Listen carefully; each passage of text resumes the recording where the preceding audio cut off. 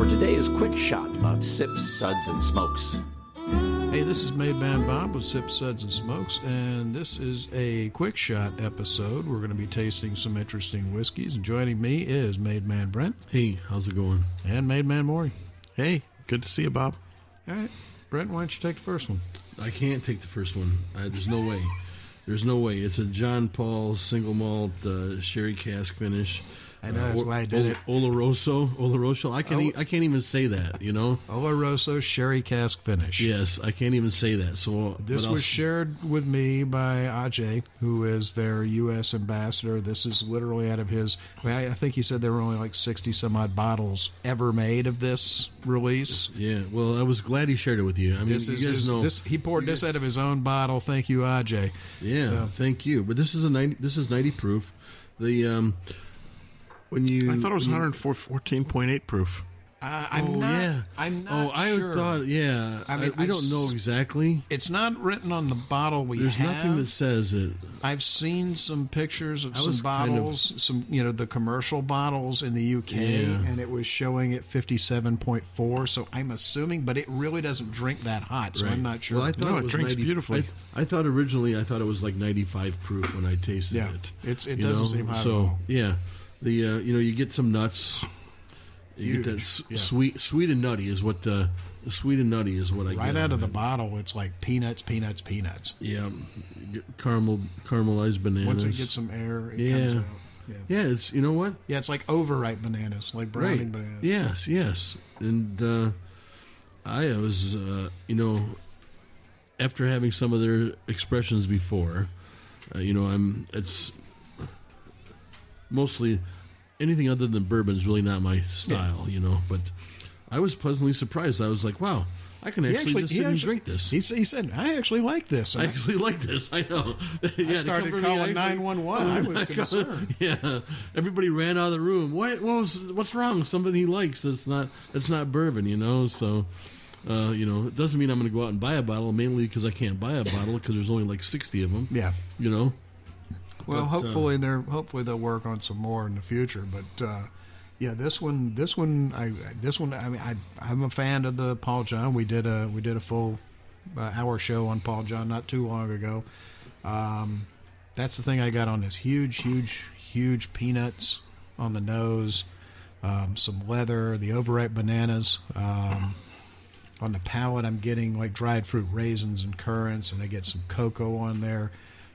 Some tobacco and some spice, and it's got a nice viscous, not real oily, but slightly oily, not Campbelltown oily, but slightly oily finish. It's got a good mouthfeel to it, like all the Paul John we've had. I like this one. What do you think? I like it. I mean, I'm giving it 3 sips, a solid 3 sips. And I really enjoyed it. And if you're a Scotch drinker, for a non-Scotch drinker, that's pretty good. Drinker, what do you think, Maury? I think he's gonna. I think if he were a more experienced Scotch drinker, he'd give it probably the same that I think you're going to give it, which is 4 sips. I think it's a delicious whiskey. I think it's wonderfully well made. It's got a beautiful mouthfeel. It's got lots of sherry. I love sherried whiskeys. I'm a sucker for that. I agree with everything you said about the nose and the caramelized overripe banana. It's a delicious whiskey. I don't think that sherry comes through a lot on this, though. I don't think. No, it's definitely not. Yeah, it's very subtle. It's not. Yeah, well, it's not. Yeah. It's not in the face, you know. And if you drink a lot of the bourbons and stuff, so you're used to more of a bourbon with a wine cask finish, where it's more forward, like an Angel's Envy with a port cask or something like that, or. Some of the ones that they've done, that's more forward. Usually on the Scotch, you're getting, more in the back. I mean, there's some sherry bombs out there that it's almost like drinking sherry and not Scotch. But, this is extremely well done. I think it was extremely well balanced. It's, good whiskey. I mean, I like it. Absolutely nothing offensive Ajay, if you got any more, I'll be happy to take it off your hands. I mean, it's one that I could sit down and drink. It's not I could sit down and drink this all night, actually. Yeah. So there's nothing wrong with that. Hold It's on. got alcohol in it. That means you can drink it all night. Yeah, somebody, my heart somebody, just stopped. somebody recitate Bob for us, so bring him back All to right, life, cool. We'll be right back after this break. This episode is brought to you by forhims.com, a man's one-stop shop for hair loss, skincare, and sexual wellness products. Go to forhims.com/sips for a $5 first month offer. That's forhims.com/sips. Why don't we get to the next one? Maury, why don't you tell us about the next one? Okay, thanks, Bob. The next one is the Kentucky Peerless Distilling Company, and this is their barrel-proof rye whiskey. It's a wonderful offering from an old distillery that's been resurrected. I think the three of us had the opportunity to visit there. Really interesting place. February when we were up there, and we just dropped in because we were going up and down Main Street, and the three of us came staggering in, and they asked us, what do we do? And we said, well, we do this little radio show, and Corky Taylor, the owner, came down and could not, what a wonderful gentleman. He could not have been gentleman, nicer. yeah, not have been nicer. And once he found out I was retired military, he was, even more glad to see us. I mean, just open very, up the doors. very. I liked it. It's there's some distilleries that I like because you get that family. I've always, even though it's owned by a big company like Sazerac, I've always liked Barton Distillery. Yeah. I like the smaller ones that have that kind of family feel. Well, this one was originally started in 1889 by Henry Craver, who I believe is Corky's great-grandfather. Yeah. And he's resurrected the name and the brand. And their idea is quality surpassed by none. And this whiskey's non-chill filtered. It's they put up both on the label and on the box that it's a strictly sweet mash, as opposed to most whiskeys, as you know, are made with a sour mash process. This offering is at barrel proof, and they write right on the label, for those who don't know it, that no water's been added. This particular bottle, 107.4 proof or 53.7% ABV. I got to say, Bob, this is really a terrific whiskey. It's got a lot of spice on the nose, a lot of allspice and baking spice. Well, you hit it, the spearmint. And Not regular mint, but spearmint. But then there's a hint of spearmint. So without swirling it, just without in the top. aerating it, you get spice. You swirl it and aerate it, and all of a sudden you get this spearmint. I think it's got a nice mouthfeel. I love where it's going. I think it's very, very well made. I mean, this is a 2-year rye. For a 2-year rye, it is mature beyond its years, and really drinks like a much more mature rye. We've tried a number of 2-year ryes from big producers. Lots of places. A lot of them. Flagship producers, I should say, quality producers, and this far outshines them. Again, a really nice whiskey. I'd have no problem drinking this for the rest of the evening. I hope, Corky, I hope you're putting some aside, buddy, because this is just going to, I think this is just going to get better. I can't wait to see where it's going. I really hope Corky is putting some aside. Well, he was kind enough to take us upstairs to their little speakeasy with his distiller and let us taste some of this out of a barrel sample. And before it was released, it was fabulous. That was phenomenal. And we knew we had high hopes for it. And when we tasted that, this does not. They did have the coolest conference table. You remember that? The legs looked like a column still with little watch glasses in it. That was pretty slick. That was pretty slick. Yeah, this one I'm getting a lot of maple syrup as well, and it's. Did you get maple? Mm-hmm. Yeah. Not so much on the palate, but on the nose. On the nose, you're right. Yeah. When I come back to it now. Yeah. Now that you mention it, I do get some maple syrup. It's that mapley top note. It's not on the palate. The palate is sweet, but it's not. It's not, I don't get the maple syrup on the palate. I just get it on the top note.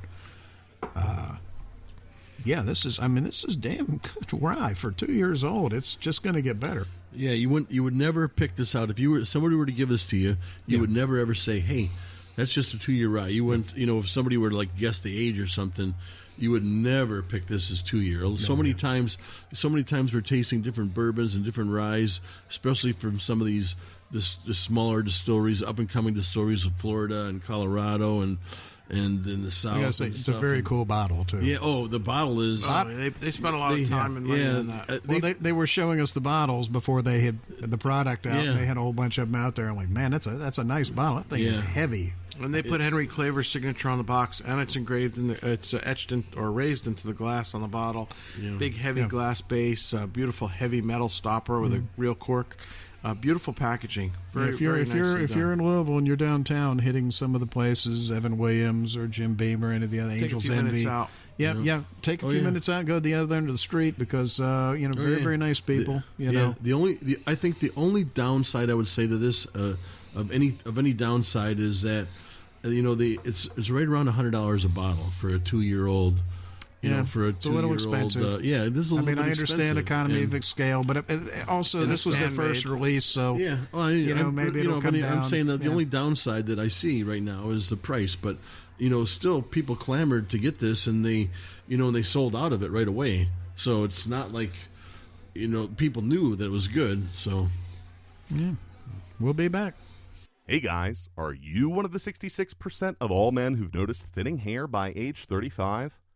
Perhaps you've noticed it and done something, and no, buying and wearing more brewery hats doesn't count. Hopefully, you started before it was too late, because as they say, an ounce of prevention is worth a pound of cure. If you've started to notice that hairline retreating, get on over and visit forhims.com, a man's one-stop shop for hair loss, skincare, and sexual wellness.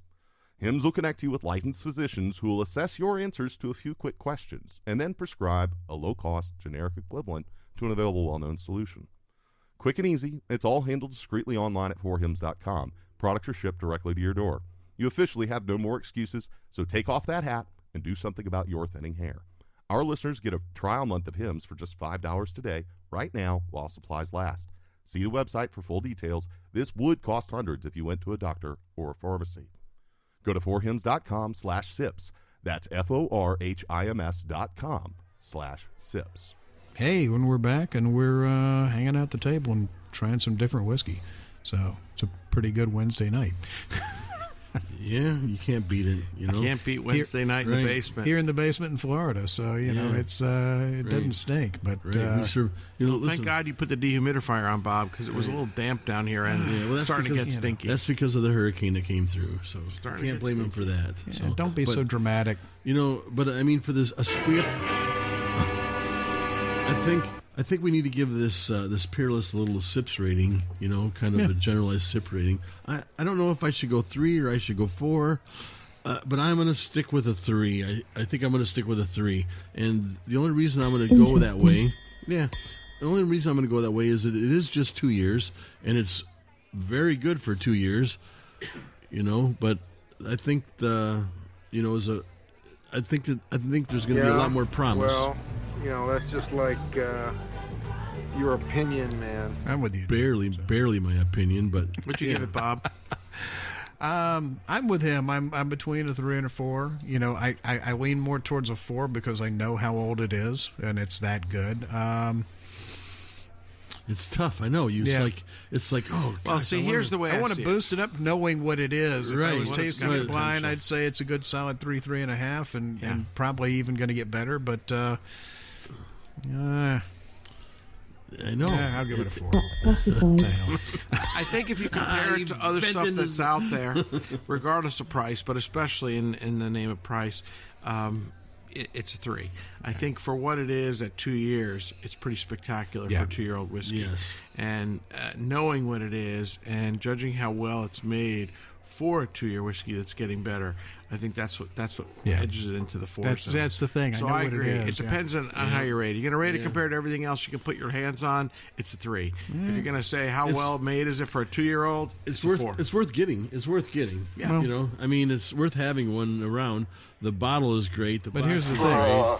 What do you say, Spicoli? Some tasty waves, cool buzz, and I'm fine. That's what Spicoli has to say. All right, let's move on to the next one. All right, we've got Bob. You do that one.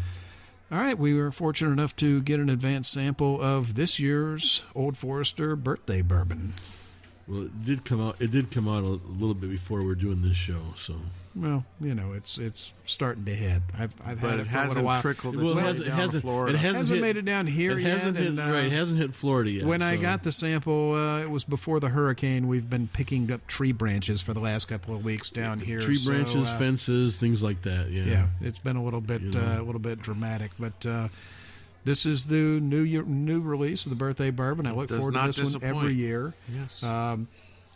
The cool thing about it is the funky bottle. The bad thing about it is the funky bottle. If you have to store them because they take up way too much space. They are not efficient with shelf Oh, space. they're not efficient at all, and you can't. I've tried stacking them up, and no, it just doesn't wait till work. wait till you actually have to pour, like in the last half and last quarter of the bottle. You got to pour it out. It's like it just doesn't. It just like over pours itself. So I think they were meant. No, that's to do just that way. Brent. He over pours. I over pour everything. No, he's right. It's like pouring one of those big captain's bottle decanters. The bottom is just awful. Well, let's let's try a little bit of this. Excuse me while I whip this out. Thank you, Sheriff Bart. Don't whip it out now. Chocolate, cocoa, pepper. It's got some floral notes in it, and the one thing that jumped out at me after sitting there and smelling it for a minute or two is underneath all of that nose, way down low, down at the bottom of your nose is coconut oil.